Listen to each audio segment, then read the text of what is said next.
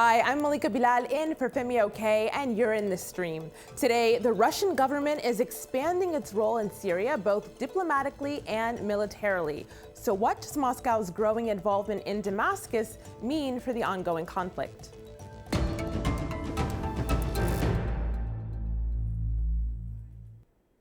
Digital producer and my co-host, Omar Badar, and I know there's so much online about this discussion. Which aspect are you focusing on? You know, there's a lot happening online, and whenever you have a controversial topic, inevitably, you see social media flooded with cartoons and memes, and this here is no different.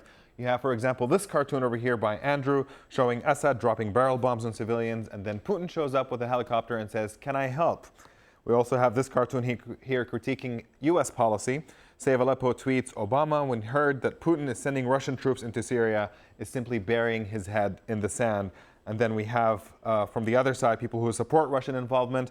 With this, you see here a Russian hammer putting an end to the U.S. hand reaching over to grab hold of Syria. Now, for those of you at home, if you want to join this conversation, we want to know what you think of Russian involvement in Syria. Tweet us with the hashtag AJStream. Hi, I'm Olga Gregorians, and I'm in the stream. Russia is working to expand its roles in Syria. Diplomatically, Russian President Vladimir Putin is pushing to meet with U.S. President Barack Obama to discuss Syria. He's offered military talks with the U.S. on the issue and is expected to reveal a peace plan when he speaks at the United Nations later this month. Militarily, Moscow has sent military advisors and new air and ground weapons to Syrian government forces, which, according to the Russian leader, is only meant to help fight what he described as terrorist aggression. But according to satellite images from two different defense and security analysis groups, Russia is building military bases in Latakia, a stronghold for President Bashar al-Assad. The bases are believed to be preparations for the introduction of Russian forces. While rumors about Russian soldiers already on the ground in Syria have been circulating for weeks, Moscow's Ministry of Defense denied sending troops there. Syria's foreign minister dismissed the idea of Russian intervention, but said his country is open to receiving troops if such a need arises. So to help us discuss what all of this means for the ongoing conflict, we're joined by Kirill Mikhailov, Russian blogger and open source investigator; Viktor Levinov, Russian blogger and political consultant; Rafif Zhwezhati, director of the Foundation to Restore Equality and Education in Syria, also known as Free Syria. And right here on set is Joss Keating, staff writer at Slate Magazine, focusing on international affairs. Welcome to the stream, everyone. Victor, I'll start with you in Moscow. What do you make of reports of a Russian military buildup in Syria? Do you see that as being a good thing from your perspective? I read a lot of reports in different medias about Russian forces and Russian military help and Russian non-military help. And, I think it's great news for Russia that we have one more media reason to be discussed in the world. So. What do you mean by that? What is a great media reason? Can you elaborate a little bit more? It's like if someone if someone tried to forget us, you can read news about Syria and Ukraine and so on. So in all media you can read Russian position about world events like this. I see. Kirill, I see you smiling at that answer from Victor. What are you thinking? I'm thinking that Russia being associated with war and conflicts on the world stage is probably not the thing I want to read about Russian world headlines. I want to read about Olympics, World Championships, but not Russian troops rolling into Ukraine or building a base in Syria to prop up Bashar al-Assad. And that's not the news I want Russia to be associated with. So, Malika, we have people who are commenting online specifically on that media aspect of it. Some people see it as a PR stunt. You have Billy over here who tweeted in saying, Russia's involvement is nothing, just putting their noses into it to make them seem like humanitarians, says that's false. We have Odaddy here who says they want to gain a foothold in Arab lands and to distract its own people from the Ukraine failure. Josh, how much of this do you think is just a PR effort on Russia's part? Well, it does work sort of to their advantage in that respect. I mean, the U.S. in particular has been working to isolate Russia diplomatically as a result of the conflict in Ukraine and has gotten most of the European Union to go along with that. I think European governments in particular are looking for any excuse to sort of end that isolation. We saw Francois Hollande of France say very recently that he's hoping the sanctions can end soon. And I think Putin may see this as an opportunity.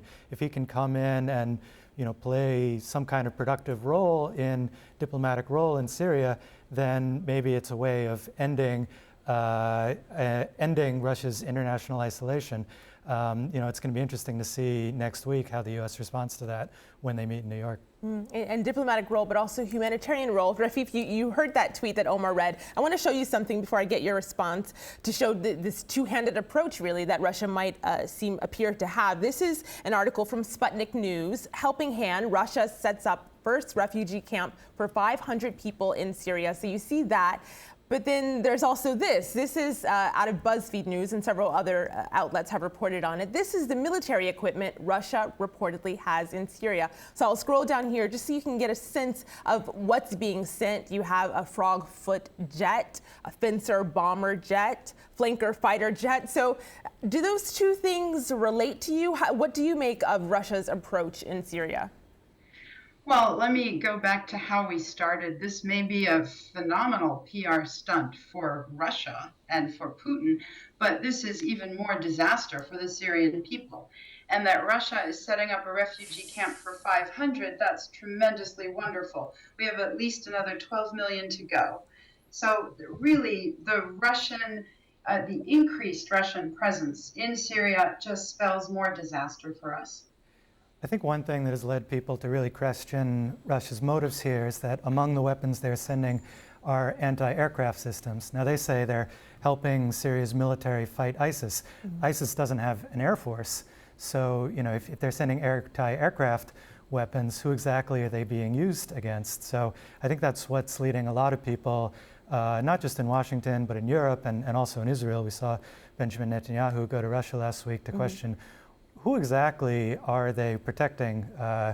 And it's probably not ISIS, which doesn't have planes. Victor, do you want to pick up on that? Because Vladimir Putin has said that the justification for this would be to fight terrorism, quote unquote. So then what do you make of that? Yeah, I want to say one more thing about protect Syrian citizens. You know that Syria now is divided into some parts between ISIS and Bashar Assad's people and some opposition and even some bands like al-Nusra, and they are all citizens of Syria. So if whole the world wants to protect all these citizens, we need to just look how citizens of Syria kill themselves. I know that it's U.S. position like to help other nations when they have some inner crisis. Yes, it was in Balkans and was in other Arabian countries, and now they try to make it in Syria. So when we try to help Syrian people to protect themselves from other Syrian citizens, oh God, Russia wants to kill other people. It's bad end, So no, I absolutely need to jump in here. Syrians killing other Syrians. Kirill and Rafif, I hear you both. Rafif, go ahead. I want to remind everybody about the attack helicopters that drop barrel bombs on civilian communities. I want to remind everybody about Russian presence in Syria, Iranian presence in Syria, Hezbollah presence in Syria.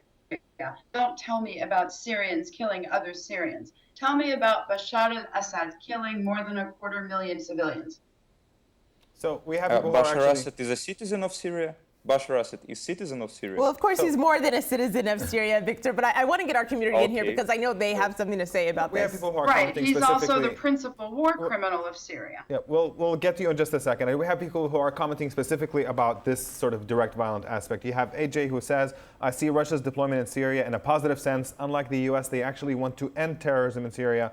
But then we have Beatrice here who responds saying, but more support for Assad may also mean more barrel bombs dropped on civilians, and stopping those is a priority. Carol, what is your sense? Would basically Russian involvement actually increase the violence? Russia has a bad connection with Bashar al-Assad. There has been a UN resolution vetoed by Russia on sending the Syrian war crimes to the International Criminal Court. There has been a long history of denial of chemical weapon attacks and other attacks against civilians reported by the Syrian regime. And I'm not comfortable with Russia protecting such a deplorable regime. And while I wouldn't be opposed to Russia helping the Syrian people, the first and foremost thing would be calling for war crimes investigations against the top people in Assad's government.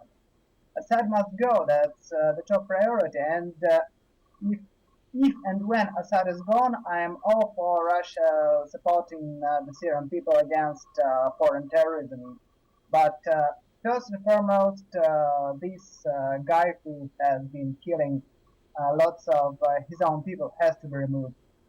And Rafif, I see you nodding your head. I want to remind our audience that we do know 6.5 million people are internally displaced in Syria, and that's not even to mention the many who have tried to get out and have become refugees in other countries. I actually want to show graphically what this looks like on my computer here. This is an infographic from the New York Times, and these are little red dots. It looks just like a background, but actually each of these little red dots represents someone who's been killed in Syria. More than 200,000 people have been killed in this more than 4.5-year war. I'll scroll down a little bit here just so you can see that these dots represent a life that's been taken. And there's more in this infographic that you can find online. 28,000 civilians have died in shootings and mass killings. So, Rafif, we know that historically there was a relationship between Syria and Russia.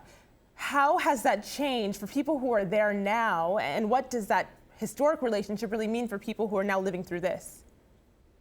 Well, people living through the Assad atrocities are putting the blame squarely on Russia for supporting Assad. In fact, the increased Russian involvement for us is really just a way to bolster the regime of Bashar al-Assad and to continue the killing. That's really all it is. The historical ties may have been positive in the past, but since the beginning of the revolution, we've seen the unwavering support of Russia for the Bashar al-Assad regime, and to us, this is not acceptable. This makes Russia complicit. So one of the things that a lot of people are talking online about is also the ISIL factor. So we have an argument here that happened online. We have il-Tweeter who says, at this moment, ISIL seems to be a bigger threat than Assad, should be tackled first and then try to dialogue with the regime. Akash here responds saying it's unrealistic to expect the US to shift stance on Assad. He's no less of a criminal. And then il-Tweeter responds saying it's even more unrealistic to tackle both at the same time. Josh, what is your sense of this? I mean, is there potential cooperation to make ISIL a priority at this point and then deal with the rest of it later, or do these things have to be tackled at the same time? Well, yeah, and the question of whether there can be US-Russia cooperation in Syria is really sort of just a minor facet of the question of what the U.S. attitude toward the Assad government should be. Now, the U.S. has consistently said that Assad needs to go as part of any peace settlement, but I think in the last few weeks we've seen a subtle shift in the position. We've seen senior U.S. officials say something like there can't be a permanent role for Assad. So that indicates the U.S. might possibly be opening up to some kind of transitional system, possibly with Russian diplomatic involvement that would leave Assad in place. Now, the problem with that is that Assad is the primary driver of most of the violence, the perpetrator of most of the deaths that you just showed. And even if the U.S. were to back such a scheme, it's not clear that they could convince the various rebel factions fighting in Syria to go along with it. So it seems like even if we were to hold our nose and say, fine, we'll let Assad stay in place in order to fight ISIS, it's not clear that would really bring an end to the conflict any faster. So, Victor, what then do you make of potential cooperation between the U.S. and Russia on Syria? I noticed one thing, that maybe first 10 minutes of this show we discuss how bad is Russian military or non-military forces in Syria, and didn't even remember about how bad is ISIS. So let me explain a little more. I'm glad you brought that up. This is definitely a conversation, so it is up to our guests to bring that expertise. So this conversation, though, is focusing on what the relationship between Russia and Syria is and the U.S. role and how that plays into that. So I'm interested in your perspective regarding that. Okay. But I think that it's really good chance for cooperation between U.S. Who support the position and Russia who supports Assad to collaborate with the struggle with ISIS, because we really understand who is a serious enemy. It's ISIS. It's chaos for all civilized war. Not Assad, not opposition in Syria. Only ISIS is really enemy. Well, Kirill, I want one thing. Go ahead. Why all the Russian bases, all the Russian military deployment we've seen so far, as far from ISIS as possible? Because Latakia is nowhere near ISIS. And I'd also like to bring up the root cause of ISIS in Syria and that link to the Assad regime. I mean, perhaps my colleague isn't considering that. So, Rafif, there are people who are talking about the U.S. and Russia possibly essentially cooperating here in Syria, but we have people who have a different perspective. We have Ayaz here who says that the Russian involvement is to challenge U.S. dominance in the Middle East and respond to U.S. meddling in Eastern Europe. And you have Robert here who says, God willing, the Russian presence will offer a counterbalance to the chaos and false hope the U.S. has brought. What do you make of this? Do you see Russia's involvement basically, rather than a cooperation, being potentially just a power play between the two superpowers about who can dominate in the Middle East? Oh, absolutely. It's a power play between two superpowers. And again, the problem is that the civilians are always caught in the crossfire. I think protection of civilians has to be the primary driver of any involvement in Syria. What we need to take a look at is that when superpowers can get together and discuss issues that plague the whole world, and I am not absolving ISIS of anything, this is very positive. But they have to be serious about their approach to resolving the conflict. The United States has had its head in the sand when it comes to Syrian foreign policy, but Russia has done absolutely nothing to promote peace. By providing weapons, the whole position flies in the face of trying to negotiate peace. Yeah, I think it's important to remember here. I have one.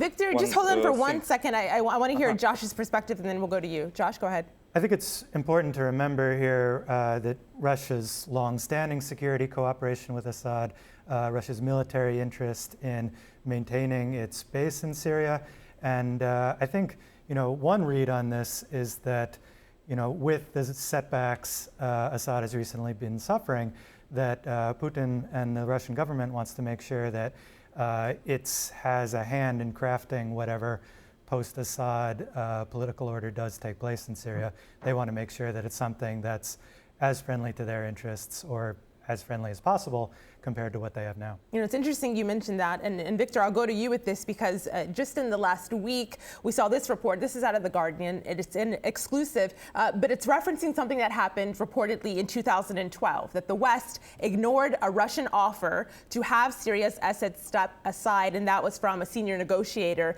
Marty Adasari, who said that Western powers failed to seize on this proposal, and the time has now passed. So, Victor, do you see a role at all for Russia in contributing to a peace solution? I really don't think that we need to discuss an article which is dated before ISIS become so strong, because now situation is really different. we cannot seriously discuss it because it was a really different situation. So is that your answer to my question on whether or not you see Russia having a role in developing a peace solution in Syria? Let me explain. I think that Russia many times tried to say some Americans to make a peace exit from some situations, like with this Boston terror act with 2 Chechen people. We have all data of these people and we send it to USA, but your services said, oh, we don't need it. So in this case also, but I think it's a really different situation, and we need to now to talk about collaboration with USA against ISIS, not against Assad, and not talk about Assad so much. So we have people who are talking about what the U.S. should be doing at this point, and we also had another debate on Facebook here with Brent from the U.S. saying every time Assad sends up his jets and helicopters, we should shoot them down, calls him a murdering tyrant. But then James responds saying, yeah, because ISIS in control of Syria is a good idea. Let Russia deal with them, I say. Nobody in the region wants us there. Rafif, if it were up to you, what would you like to see the U.S. do at this point? I would like the U.S. to move forward with a serious effort to bring about stability. This could involve cooperation with Russia. These are 2 superpowers. Of course, they're going to be involved. I would like the United States to respond to the Syrian people's cries for a no-fly zone. I would like to see an end to the barrel bombs, which ironically are dropped from Russian-provided helicopters. I would like to see a true end to the use of chemical weapons, both by the Assad regime and in some instances ISIS. This is what I'd like to see first, a stop the killing message first and foremost. Rafif, please, can I ask you one question? Why you can ask me anything you like. Thank you.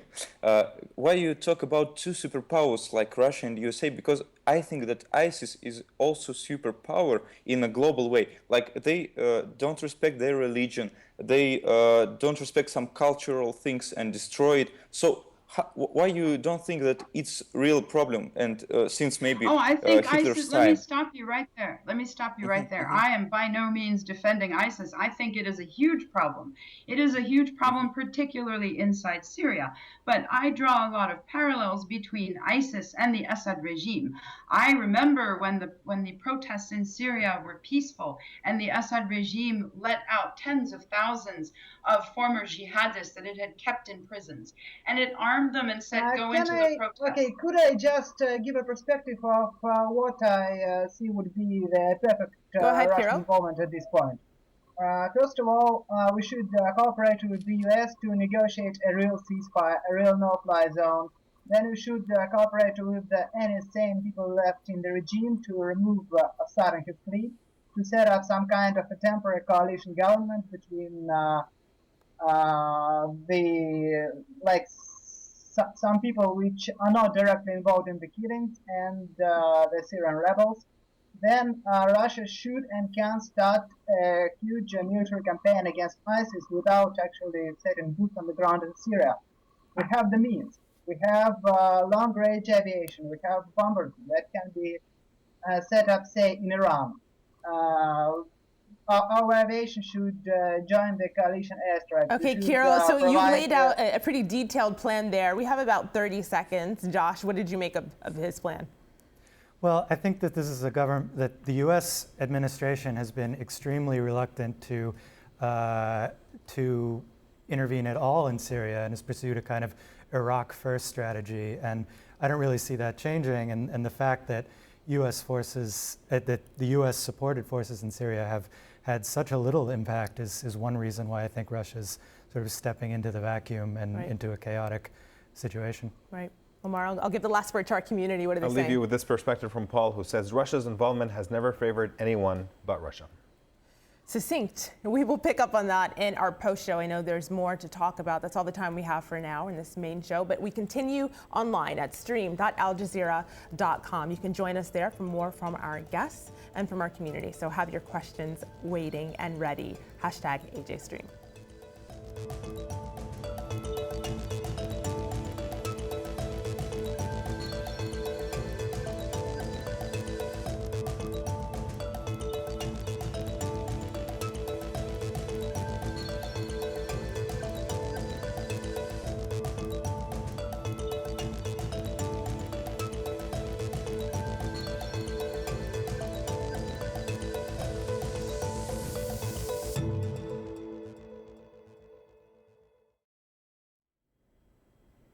Welcome back. This is the Stream's online post show. We've been talking about Russia's growing involvement in Syria and its implications for the ongoing conflict. So we're going to get right back to that discussion by starting in Moscow, because Kirill, I want to hear what the perspective is among Russians, and I'm basing that on some blog posts that we saw. So here on my screen is a post from a Russian blogger who spoke to the stream. His name is Ruslan, and he did a little investigating, a little digging on reports of troops in Syria, and his digging found pictures like this, and that got picked up by other media organizations. This is Mashable for one. Headline, Russian selfie soldiers are posting photos from war-torn Syria. So Russia says that it has military advisors. It denies that there are actual troops, combat troops there. But what do people in Russia make of this, and what are they feeling about increased involvement? I think that for most people who actually get their information from TV, they think that we are going there to fight ISIS, which was probably created by the US, and that's okay. But there is a generation that remembers all too well Russia's involvement in Afghanistan, that remembers all too well the body bag that came from there. At least we don't have draftee soldiers, we have professional soldiers in Syria. But actually, I think for many people, the nightmare scenario is seeing an al-Nusra execution video or an ISIS execution video, which features not regime soldiers, but our Russian guys. And I'll probably have nightmares about seeing people executed, Russian people executed by Nusra. Right. And that's why I don't want Russian boots on the ground. Right. Now, Victor, you came on the stream in 2013, and I pulled up that episode here, and I'll just show your picture from that show, Russia's Take on Syria. And you told us in that show that at the time, based on your reading of social media and blogs, people weren't really talking about Syria. They didn't really show that much concern for what was happening because there were other things happening. Do you think that that's changed? Yes, of course. Yes, of course, because Russian media became, I talk about TV, became more patriotic, I think, and people also in Russia became more patriotic. It's because of Olympic Games and Crimea reunion. So now people, I think, know what is Syria, and a lot of them will support our forces there, maybe. But I think so, because of media coverage and how people react. So yes, situation really differs.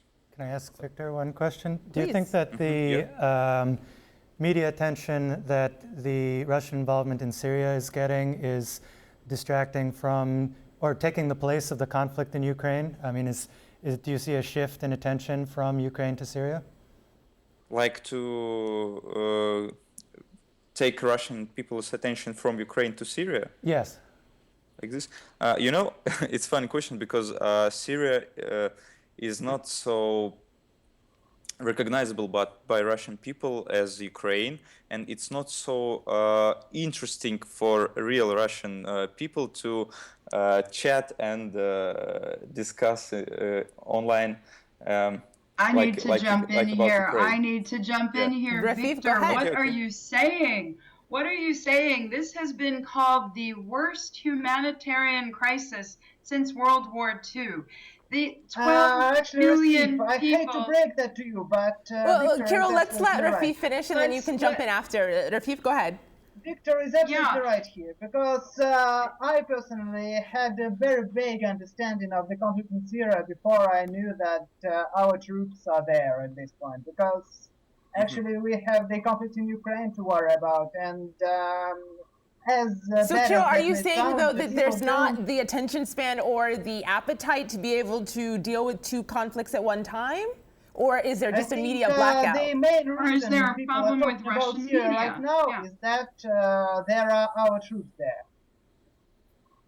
It's the only thing that makes Syria interesting to the Russian people, I believe. Rafif does not Well, look convinced. I want to get our community in here, though. And Rafif, I hear your point that you're making. Omar, what are people saying? We have people who are commenting on whether Russia is making a strategic mistake or not in its involvement. We have Dr. Khalid here who says the Russians didn't learn the lesson from all their interventions and other conflicts within countries. They will get defeated like they did in Afghanistan. On the other hand, you have Naftesa here who says, my thoughts, Putin has flanked Obama and ended any possibility for regime change in Syria. Josh, what do you make of the idea that maybe Putin basically outsmarted Obama on Syrian policy?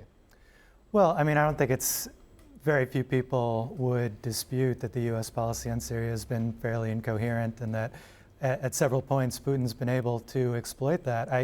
I wonder long term if Putin really thinks that just his involvement or the involvement of Russian firepower can lead to an easy solution here. He's deluding himself. I think that there's every possibility that Russia's going to get sucked deeper and deeper into this conflict, just as every other power involved has, and I think he's running an enormous risk. Well, sucked deeper and deeper. You heard the prediction of Josh here on site. I want to get a closing thought from all of you before we end this show on exactly that and what you foresee this increased Russian involvement doing in Syria, stabilizing, or, of course, the opposite is hurting. I'll go to you, Rafif, on your thoughts. I think the Russian influence in Syria is going to be devastating, not only for the civilians who are going to be further victimized by the barrel bombs and chemical weapons, but I think Russian presence is also going to be a magnet for more ISIS fighters coming in from around the world. The vast majority of them are radical youth from different countries around the world. They're not, the majority are not Syrian. I think the Russian presence is really a call to arms for these wannabe jihadists. Victor? I hope that Russia will use its opportunity as a superpower to warm its relations with another superpower, USA, and to help a part of Syrian citizens, or, if we can, to all Syrian citizens. Let them do that in Geneva, not in Syria. Let them warm up to each other in international arenas, not in Syria. Kiro? There is another point. We're actually not thinking about the reaction that can happen in Russia. We've seen our share of Islamic terrorism, and there are now hundreds, if not thousands, of Russian citizens fighting with ISIS. And imagine if they trickle back. Imagine if another act of terror happens in Moscow or in Grozny for what we're doing in Syria.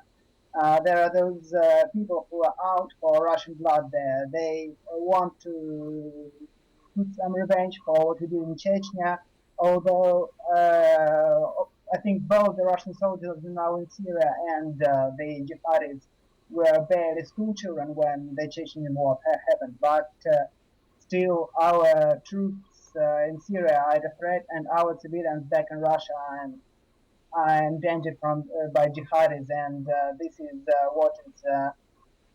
is what Putin is doing.